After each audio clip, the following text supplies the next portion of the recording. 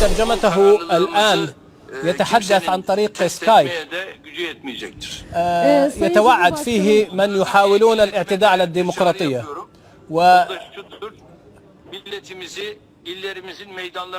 ويدعو الشعب للنزول إلى الشارع، إلى المطار، يدعو الناس للذهاب إلى المطار والتجمع أمام المطار وفي الشوارع وفي الساحات، ولنرى ما الذي سيفعله الجيش أمام الشعب. أنا لا أعرف أي قوة تستطيع أن تقف أمام الجيش أمام الشعب.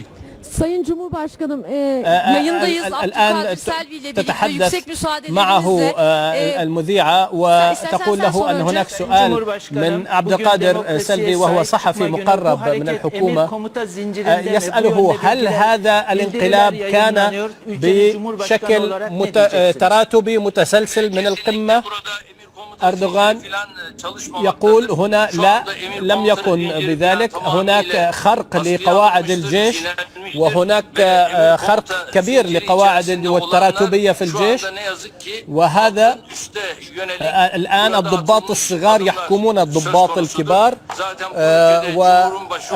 والجيش أنا رئيسه، أنا كرئيس جمهورية أنا القائد الأعلى للقوات المسلحة، وأنا لم أمر بأي شيء، وبدون علمي يحدث هذا التغيير في تركيا.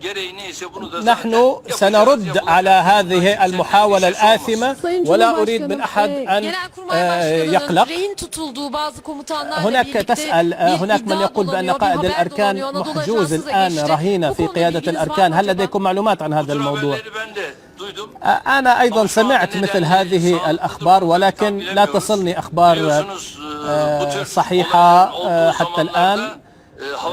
الآن هناك ضباب ومشهد ضبابي حتى الآن، ولكن سنجعل هؤلاء يدفعون الثمن بقوة